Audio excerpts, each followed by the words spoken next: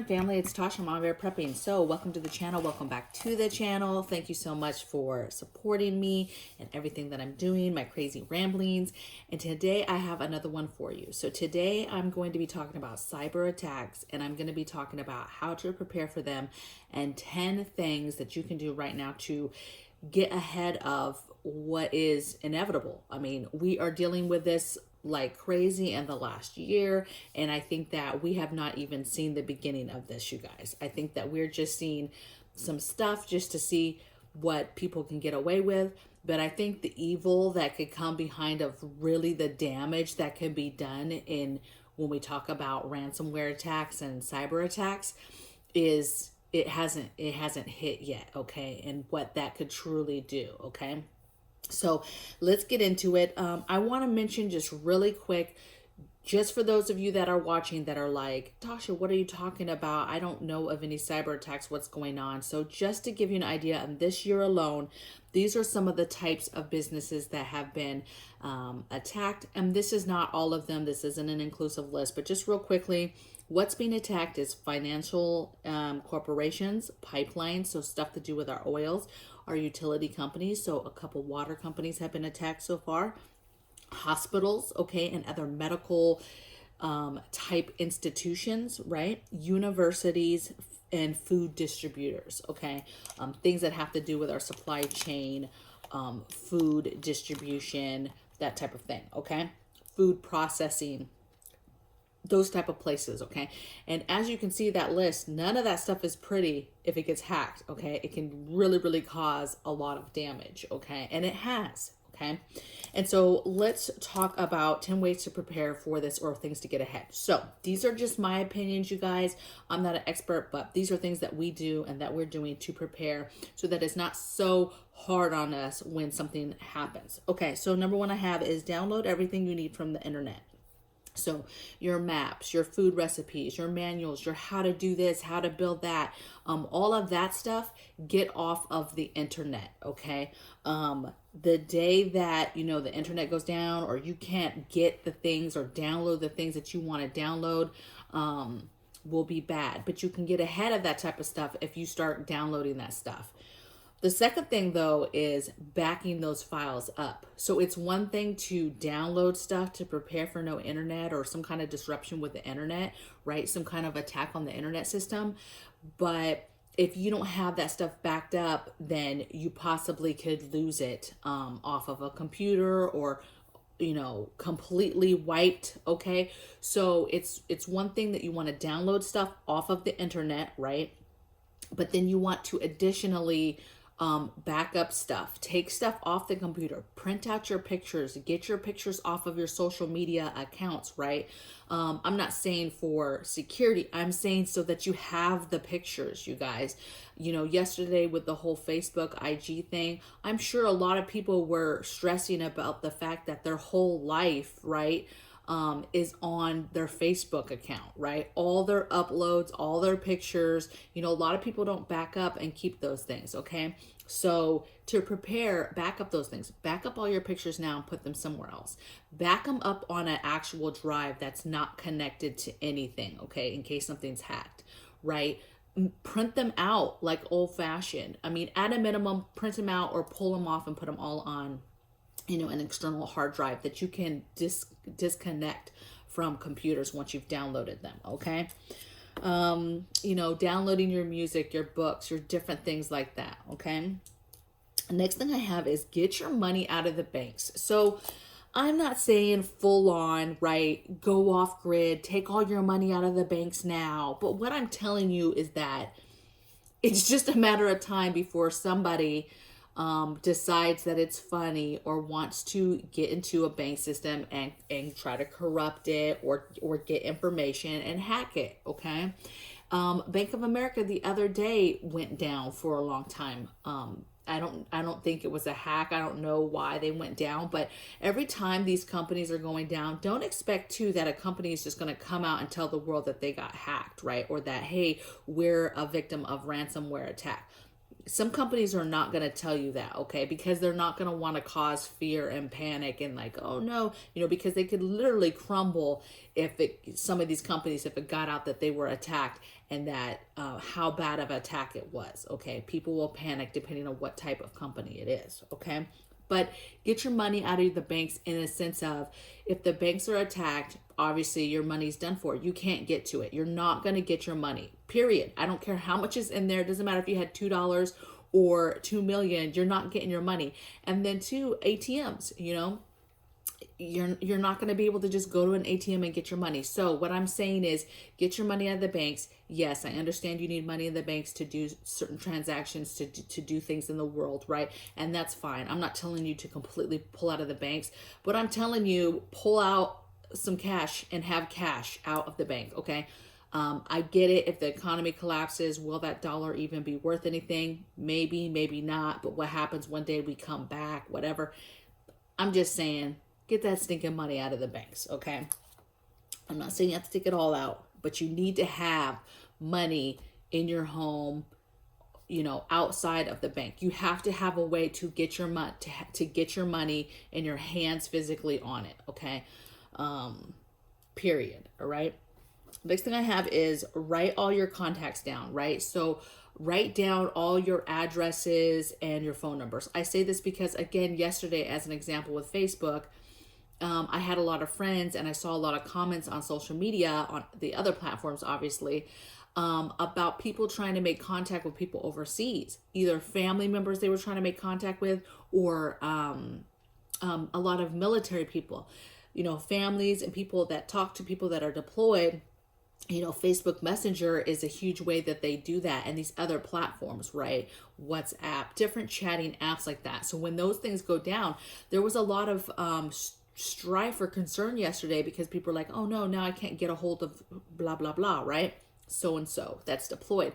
And yes, they could obviously write a letter and all that good stuff. So it's important that if communications, electronics, anything gets hacked, we're not able to use things, that you have old-fashioned addresses, right? That wasn't in your phone, right? That you had written down somewhere so that you could communicate with family still. You can write a letter and see how everybody is doing, okay? Or you can go there physically and see how they're doing because you have a map and you have the address and you know how to get there, okay? Same thing, phone numbers and getting a hold of people. We rely very heavily on all these products and apps and things like that to communicate. But at the end of the day, right, it was people were, if IG and Facebook and the Messenger and the WhatsApp, if you guys don't know, WhatsApp is a huge chat app for international chatting, right? Gamers use it, all types of people use it, okay? And when that went down, if that would have went down and been down today still, that would have caused detrimental concerns and issues to our economy, to people freaking out, people losing stuff they have on those platforms, not having communications with certain people that they didn't have backup ways to communicate with that person. So now that communication just stopped. It would have been crazy, you guys. And so, it's simple, the things that we can do to get ahead of it and battle it, okay? Next thing I have is use cash. Like, stop using your credit card everywhere, right? Slow down that footprint, right? This has to do with just personal protection of hacking and stuff as well too.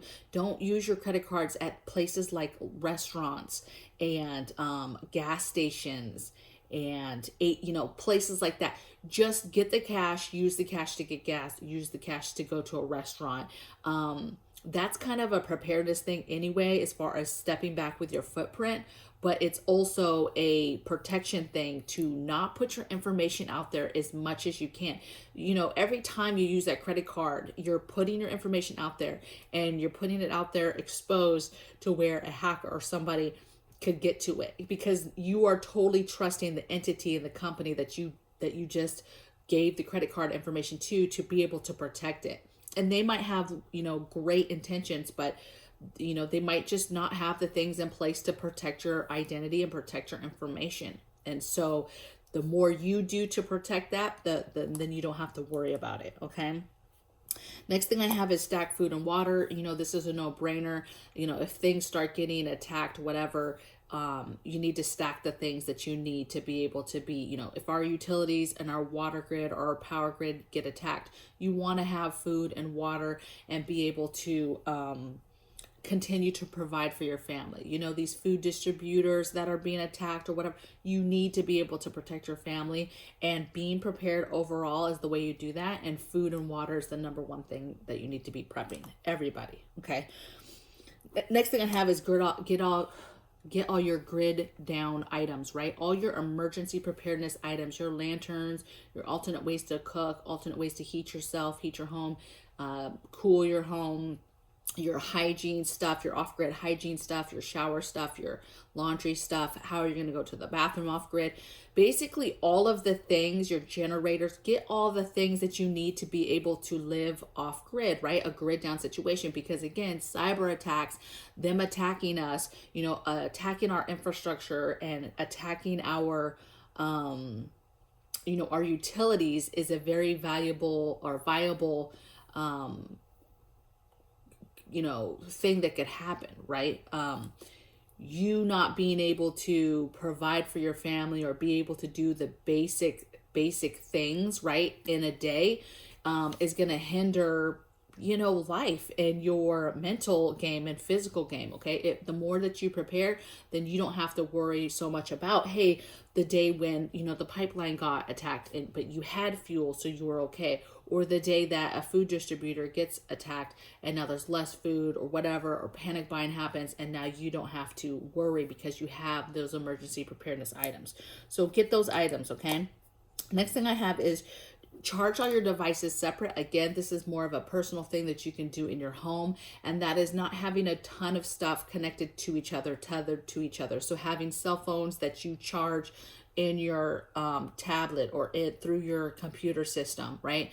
Charge everything separately, just because if you are attacked in some way, manner, all that stuff being attached is not good, right? I'm not a fan of like the Alexa and the Google Home and all this stuff. I just don't like all that stuff being connected to like your house cameras and things like that. I just don't, everything should be separate. Okay. So that if something is compromised, you lower the chance of it, jumping to other things in your home. Okay. Next thing I have is educate and protect your kiddos, like their electronic stuff, right? Kids and their footprints. Kids, we have to protect, right? Us as adults, we've already kind of failed in regards to our stuff's all over the internet.